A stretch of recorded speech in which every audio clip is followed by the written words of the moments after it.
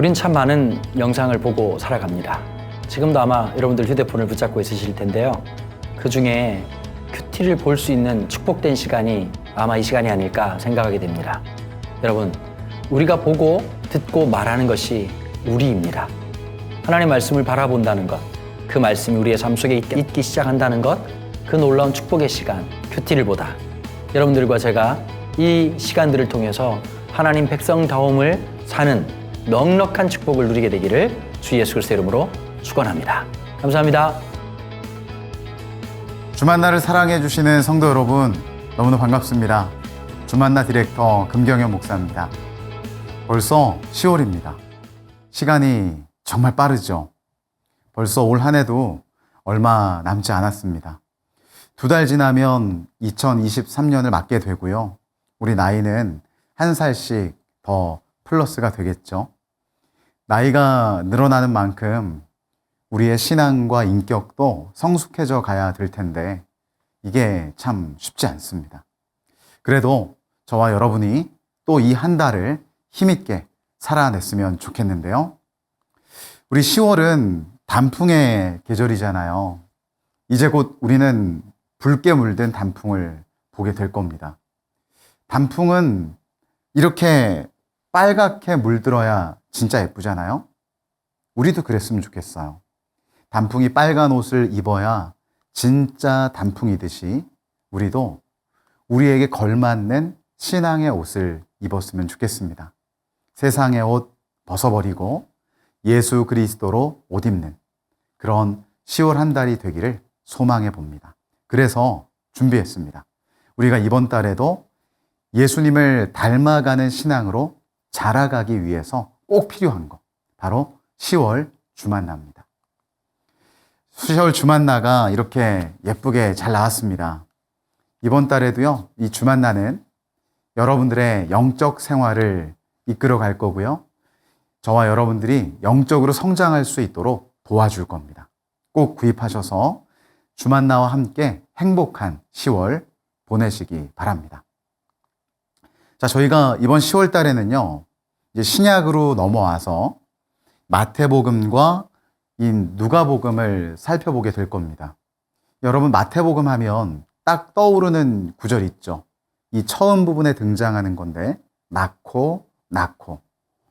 이 신앙의 계보를 통해 결국 이 땅에 오시게 되는 예수님을 소개해 주는데요.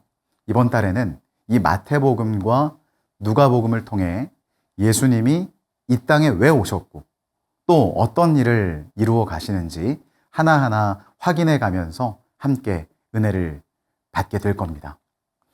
10월달 본문이 모두 중요하지만 그 중에 저에게 꼭 한 절만 선택하라고 한다면 저는 마태복음 1장 20절을 고를 것 같아요. 우리 다 함께 한번 읽어보겠습니다. 아들을 낳으리니 이름을 예수라 하라. 이는 그가 자기 백성을 그들의 죄에서 구원할 자이심이라 하니라. 예수님은요, 이 땅에 오신 이유가 분명해요. 죄에 빠진 백성을 구원하시기 위함이죠. 그런데 그 죄에 허우적거리는 그 백성들을 뭐라고 말씀하십니까? 자기 백성. 예수님은요, 우리를 자기 백성이라 부르시고요, 우리를 죄에서 구원해 내시는 겁니다. 이번 10월 달에는 우리를 죄에서 건져내시고 생명을 주신 예수님께 우리의 초점을 두고 말씀을 묵상해 가시면 좋겠습니다. 그래서 이번 달 대문글에는 이 존 플라벨이라는 영국 청교도 목사님이란 분이 계신데 이분의 짧은 글을 넣어봤습니다. 우리 한번 같이 읽어볼까요? 하나님이 애초부터 선하다는 이유로 당신을 택하지 아니하셨으므로 선하지 않다는 이유로 당신을 버리지 않으실 것이다. 정리하면 이런 얘기입니다. 인간의 선함은 결코 구원의 조건이 될 수 없다는 겁니다. 구원은 오직 예수 그리스도를 믿는 믿음에 있습니다. 이 사실의 기초에서 이번 한 달도 예수님께 삶의 근거를 두는 저와 여러분들이 되었으면 좋겠습니다. 앞서 말씀드렸듯이요, 이번 10월 주만나에서는 이 마태복음과 누가복음을 만나게 될 건데요. 마태복음은 처음부터 7장까지를 보게 될 건데요. 예수님의 계보를 소개하는 이 1장부터 예수님이 산 위에 올라가서 가르치시는 산상수훈까지를 보게 될 겁니다. 그리고 누가복음은요, 예수님의 사역을 소개하는 4장부터 7장까지를 만나게 될 겁니다. 자, 그러면 먼저 이번 달 본문에 대략적으로 어떤 내용이 있는지를 먼저 살펴보도록 할게요. 신약의 첫 번째 책인 이 마태복음에서는요, 우리가 잘 알듯이 이 예수님의 탄생에 관한 이야기를 중점적으로 다루고 있습니다. 그러니까 아브라함으로부터 시작되는 신앙의 계보도 결국은 예수님이 이 땅에 오시게 된 이야기를 꺼내기 위한 서론인 거죠. 그리고 그 이후에는 예수님이 마리아에게 성령으로 잉태되는 장면부터 이 탄생에 관한 기사를 아주 세세하게 기록하죠. 마태는 왜 이렇게 구체적으로 예수님의 출생을 강조했을까요? 예수님은 이 땅 가운데 꼭 오셔야 하는 분이었고, 분명히 오셨다는 소식을 알리기 위해서였죠. 우리는 이 부분을 묵상해 가면서요, 예수님이 이 땅에 오셨음을 다시 한번 확인하면서 그분이 우리 인생에 얼마나 중요한 분인지를 깊이 생각해 봐야 됩니다. 예수님의 탄생 기사를 쭉 읽어가다 보면 그 다음에 이제 헤롯 관한 이야기가 등장해요. 헤롯이 누굽니까? 분명히 자기가 왕인데 느닷없이 나타난 이 동방 박사들이 유대 땅에 왕이 오셨다는 소식을 알린 거예요. 헤롯이 가만히 있을 리가 없죠. 예수님을 찾아서 죽이려고 모든 수단, 방법 동원합니다. 하지만 될까요? 하나님의 철저한 계획 속에서 이 땅에 오신 예수님이 한낱 헤롯에게 해를 당할 리가 없죠.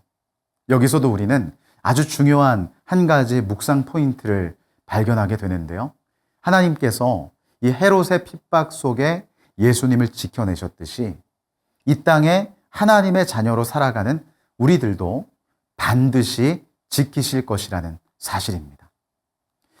이 마태복음 3장에는요, 우리 끝부분이 세례 요한, 예수님이 오실 길을 예비했던 세례 요한이 등장해요. 이 메뚜기와 석청을 먹고 살면서 오로지 예수님의 오심을 알렸던 세례 요한. 우리는 이 세례 요한의 인생을 보면서 어떤 결단을 할 수 있을까요? 그가 예수님의 오심을 준비했던 것처럼 우리는 이제 예수님의 다시 오심을 준비해야 한다는 사실입니다. 세례 요한에게 시대적 사명이 있었던 것처럼 우리에게도 사명이 주어졌음을 잊지 말아야 돼요. 마태복음 이제 4장으로 가면요, 예수님이 광야에서 시험을 받게 되는 장면이 등장합니다. 이 부분은 누가복음에서도 다시 한번 확인하게 될 장면인데, 이 시험 앞에서 온전한 승리를 이루는 예수님이 우리 눈앞에 보여지게 될 겁니다. 그럼 예수님은 어떻게 그 크나큰 시험을 이기셨을까요? 간단합니다. 말씀으로 이기셨어요. 그럼 우리는 어떻게 세상의 시험을 통과할 수 있을까요? 역시 말씀입니다. 오직 말씀만이 세상의 모든 시험을 이길 수 있게 합니다. 광야 시험을 이기신 예수님은 이제 제자를 부르시는데요. 먼저 베드로를 부르시죠. 예수님이 제자를 부르시는 장면에서는요, 우리도 이 시대에 예수님의 제자로 부르심을 입었다는 사실을 묵상했으면 좋겠어요. 특별히 베드로가 예수님 앞에 엎드려 자신을 죄인으로 고백하는 장면을 통해서 우리의 신분이 원래는 어땠고 예수님을 만나 어떻게 변했는지 묵상해 보면 좋겠습니다. 그리고 마지막 마태복음 5장부터 7장까지는 예수님이 산 위에 올라서 가르침을 주시는 장면이 등장하는데요. 산상수훈이라고도 하고요, 산상보훈이라고도 합니다. 여기에는 예수님이 오늘 우리에게 가르쳐 주시는 신앙적 교훈이 고스란히 담아져 있어요. 한 절 한 절 놓치지 마시고 묵상해 보셨으면 좋겠습니다. 그리고 누가복음을 좀 볼게요. 누가복음 처음부터 보지 않고요, 4장부터 보게 되고 7장까지 볼 건데요. 이 누가복음 4장에는 특별히 예수님이 광야에서 시험을 당하시는 장면과 함께 이 치유 사역에 관한 이야기, 예수님이 어떻게 치유 사역을 이루어 가시는지를 소개합니다. 여러분, 누가복음의 저자는 누가죠. 누가의 직업은 무엇이었나요? 의사였어요. 의사였던 누가가 이 예수님의 치유 사역을 어떻게 기록해 가는지를 살펴보는 것도 굉장히 흥미있는 묵상거리가 될 것 같습니다. 누가복음 5장에는요, 예수님이 제자들을 부르시는 장면이 등장하는데 특별히 베드로와 레위를 부르십니다. 레위는 세리 마태의 또 다른 이름입니다. 누가복음 7장에는요, 두 가지 중요한 사건이 등장해요. 이 백부장의 믿음으로 그의 하인이 낫게 되는 사건, 그리고 또 하나는 나인성 과부의 아들이 이 죽음을 딛고 일어나는 장면입니다. 여기서 우리는 믿음의 결과, 그 믿음의 결과가 무엇을 낳게 되는지, 또 예수님의 긍휼이 어떤 기적을 만들어내는지 보게 될 겁니다. 자, 그럼 이번 달 본문의 내용 중에서 우리가 꼭 붙들어야 될 핵심 메시지 살펴보도록 하겠습니다. 자, 첫 번째 메시지인데요. 우리 제목을 같이 한번 읽어보죠. 아브라함과 다윗의 자손 예수. 마태복음 1장 1절입니다. 우리 그 밑에 같이 한번 읽어보겠습니다. 시작. 아브라함과 다윗의 자손 예수 그리스도의 계보라. 예수 그리스도의 계보를 소개하고 있죠. 그런데 여기서 우리는 이 예수 그리스도의 계보 가운데 매우 중요한 위치를 차지하는 두 명의 인물을 발견할 수 있습니다. 바로 아브라함과 다윗입니다. 마태는 왜 이 두 인물을 예수님과 함께 한 절에 이렇게 묶어놨을까요? 이유가 있습니다. 여러분, 아브라함을 흔히 뭐라고 부르죠? 믿음의 조상이라고 부르죠. 믿음의 출발점이라는 거예요. 그럼 우리 인생으로 한번 돌아와 보세요. 우리에게 믿음의 출발점은 누구십니까? 예수님이에요. 그러니까 사실 이 아브라함은 오실 예수님의 예표가 되는 겁니다. 여러분, 다윗도 마찬가지예요. 여러분, 다윗이 어떤 사람입니까? 다윗은 하나님 마음에 합한 사람이었고요. 이스라엘을 하나님의 뜻대로 통치했던 훌륭한 왕이죠. 그럼 앞으로 도래하게 될 하나님 나라. 이 하나님 나라를 하나님의 뜻 가운데 통치하실 분은 누구십니까? 예수님이세요. 그러니까 아브라함도 다윗도 결국은 오실 예수님을 예표하는 사람 중에 하나인 거죠.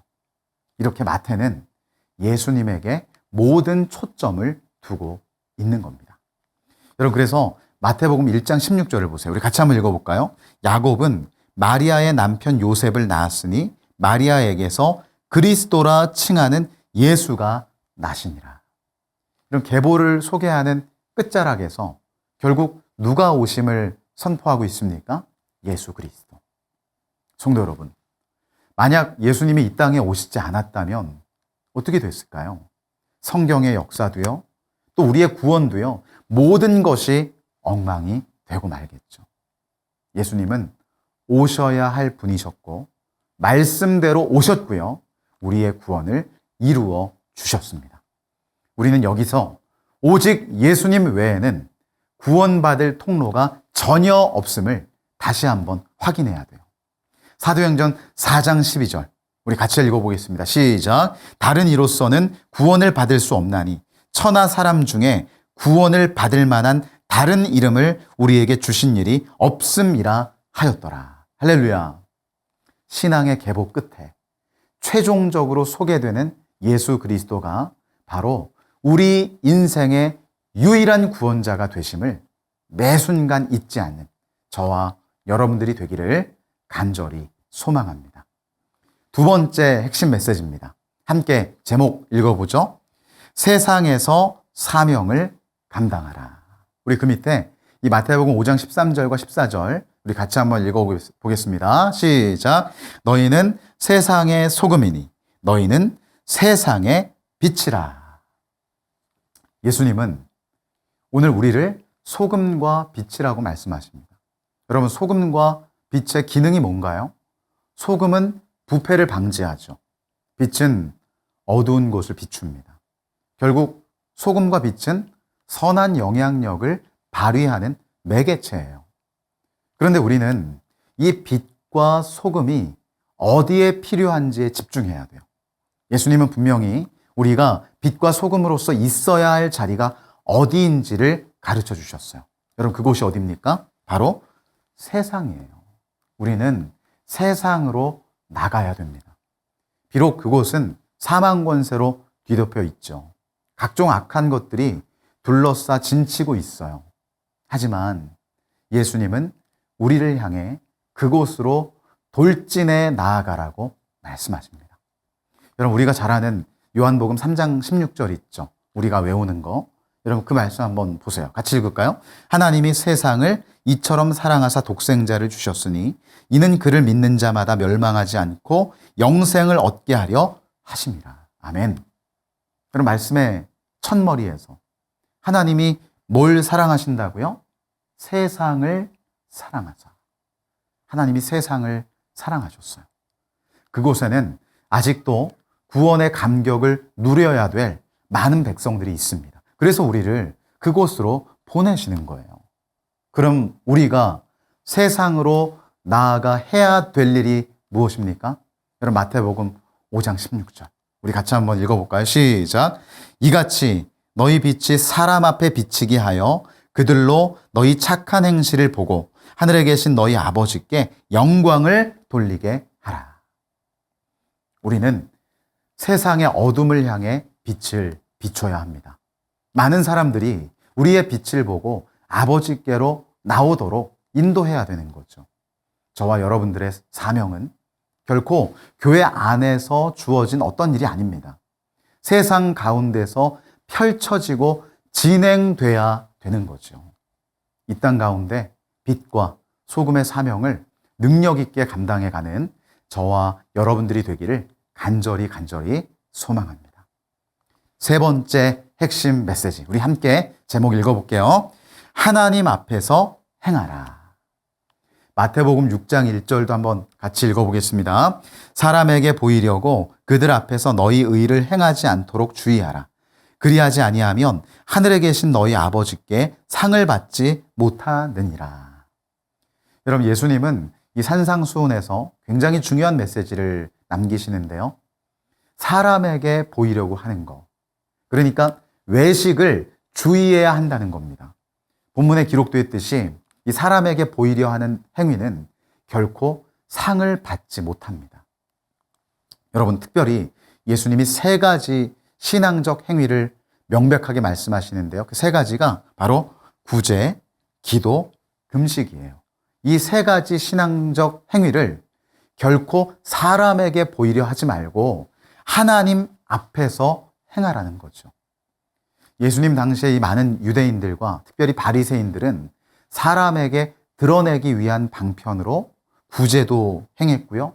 그리고 보여주기식 기도, 그러니까 큰 길 어귀에 서서 기도하고요.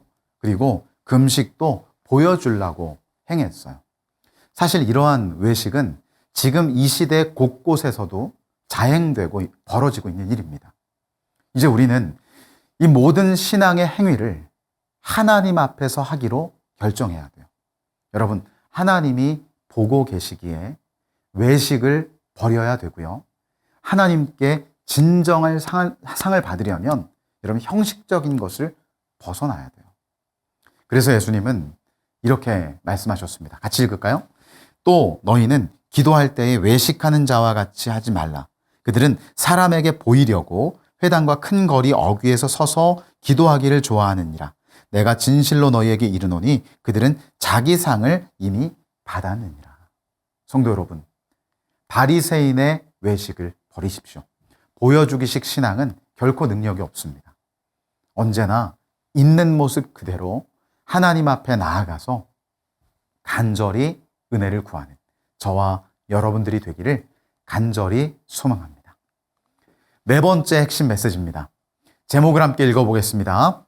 예수님은 외면하지 않으신다. 누가복음 4장 40절에 기록된 말씀인데요. 우리 같이 읽겠습니다. 해질 무렵에 사람들이 온갖 병자들을 데리고 나오매 예수께서 일일이 그 위에 손을 얹으사 고치시니. 여러분, 해질 무렵이었으니까 예수님도 이제 쉬셔야 될 때인 거예요. 그런데 그때 많은 사람들이 이 온갖 병자들을 예수님 앞으로 데리고 나옵니다. 너무 피곤하셨을 거예요. 그런데 예수님은 어떻게 반응하십니까? 너무 놀라운 반응이 오늘 본문에 펼쳐지죠. 예수님은 일일이 그 위에 손을 얹으사 고쳐주셨어요. 마다하지 않으셨고요. 포기하지 않으신 거예요. 성도 여러분, 이게 바로 예수님의 깊은 사랑입니다. 예수님은 그 어떤 사람도 사랑하셨고요. 그 어떤 병자도 고치셨어요. 차별하지 않으셨고요. 누구나 사랑해 주신 겁니다. 그래서 여러분, 시편 94편 14절에 보면 이런 말씀이 있습니다. 같이요. 여호와께서는 자기 백성을 버리지 아니하시며 자기의 소유를 외면하지 아니하시리로다. 성도 여러분, 우리는 오늘도 이 사실을 믿기에 살 수 있습니다. 내가 어떤 형편에 있든지 하나님은 우리를 버리지 않으시고 외면하지 않으시기에 우리는 소망을 누리며 살아갈 수 있습니다. 언제나 우리를 자기 백성으로 여겨주시고 자기 소유라고 인정하시는 하나님께 저와 여러분들의 삶의 근거를 두고 승리의 걸음을 걸어가는 저와 여러분들이 되기를 간절히 축원합니다. 마지막 5번째 핵심 메시지를 보겠습니다. 우리 제목을 읽어볼게요. 우리를 불쌍히 여기시는 예수님. 누가복음 7장, 즉 나인성 과부의 이야기가 나오는 장인데요. 13절, 14절 우리 같이 읽어보겠습니다. 주께서 과부를 보시고 불쌍히 여기사 울지 말라 하시고 가까이 가서 그 관에 손을 대시니 맨 자들이 서는지라. 예수께서 이르시되 청년아 내가 내게 말하노니 일어나라 하시네. 예수님이 이 무리들과 함께 나인이라는 성에 들어가셨을 때의 일입니다. 예수님의 그 행렬에는 기쁨이 가득한데 이 반대편에서 오고 있는 행렬에는 슬픔이 가득했죠. 장례 행렬이었어요. 보니까 한 과부의 아들이 죽은 거예요. 남편이 없는 것도 큰 절망인데 이제 아들까지 잃었으니 얼마나 힘들었을까요? 아마도 그 여인은 살아있는 것 자체가 힘들었을 겁니다. 그런데 예수님의 행렬을 만난 그 장례 행렬에 기적이 일어나죠. 예수님이 죽었던 아들을 살려주신 거예요. 그런데 오늘 저와 여러분들이 함께 묵상하고픈 부분은요. 예수님이 가까이 가서 손을 대시고요. 일어나라고 말씀하시게 된 원인입니다. 여러분, 예수님이 왜 가까이 가셔야 됐고 왜 손을 대셨으며 왜 일어나라고 명령하셨을까요? 여러분, 본문의 첫머리를 보세요. 본문의 처음. 주께서 과부를 보시고 불쌍히 여기사. 여러분, 예수님이 불쌍히 여기셨기에 이 모든 일이 이루어졌어요. 오늘 예수님의 그 긍휼이 여기시는 은혜가 우리들을 향해 있습니다. 예수님은 우리를 긍휼히 여기시는 것을 넘어 가까이 다가오실 거고요. 우리 인생에 손을 대시고 일어나라 명령해 주실 겁니다. 우리를 불쌍히 여기시는 예수님이 계시기에 우리는 오늘도 살 수 있습니다. 여러분, 요엘 2장 18절 말씀을 보세요. 같이 읽을까요? 그때에 여호와께서 자기의 땅을 극진히 사랑하시어 그의 백성을 불쌍히 여기실 것이라. 하나님이 어떤 분이십니까? 우리를 극진히 사랑하시고요. 불쌍히 여기시는 분이세요. 하나님의 사랑과 긍휼이 우리 인생 위에 머물러 있다는 사실 잊지 마시고요. 언제나 용기를 다해 걸어가시는 저와 여러분들이 되었으면 좋겠습니다. 그럼 제가 마지막 그림을 한 장 보여드릴게요. 누군가가 물에 수장돼 있어요. 물에 빠져 있어요. 누군가가 손을 내밀어서 건지려고 합니다. 저 손만 잡으면 물 밖으로 나갈 수가 있어요. 근데 여러분이 만약 이 수장돼 있는 사람이라면 그럼 어떻게 하시겠습니까? 잡아야 되는 거죠. 잡아야 빠져나갈 수 있고 살 수 있을 거 아니에요. 여러분, 그림에 잘 안 보일 수도 있는데요. 손을 이렇게 내밀고 있는 사람의 얼굴에는 지금 미소가 지어져 있어요. 웃고 있어요. 누구실까요? 우리를 향해 손 내미시는 예수님입니다. 저는 이번 한 달 저와 여러분들이 이 주만날을 통해 말씀을 묵상해 갈 때 이런 예수님을 만나셨으면 좋겠습니다.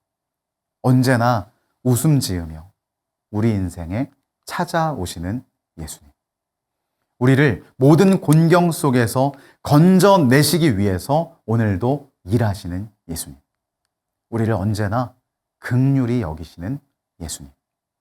그 예수님을 말씀 속에서 만나는 저와 여러분들이 되기를 주님의 이름으로 간절히 축원합니다. 우리 다 함께 기도하시겠습니다. 하나님 아버지, 감사합니다. 오늘 10월 주만나 본문 세미나를 진행할 수 있도록 인도해 주셔서 감사합니다. 우리가 마태복음과 누가복음을 묵상해 갈 때 우리를 위해 이 땅 가운데 오시고 우리의 죄를 사하실 뿐만 아니라 하나님, 우리의 모든 곤경 속에서 우리를 건져내시고자 지금도 손을 내미시는 그 예수님을 깊이 깊이 만나게 하여 주시옵소서. 이번 한 달 동안 주만날을 묵상하면서 우리의 삶의 근거는 오직 예수 그리스도께 있음을 분명히 깨달아가게 하여 주시옵소서. 이번 한 달도 주만나와 함께 하나님 말씀을 깊이 묵상하게 되기를 소원하오며 예수님의 이름으로 기도합니다. 아멘.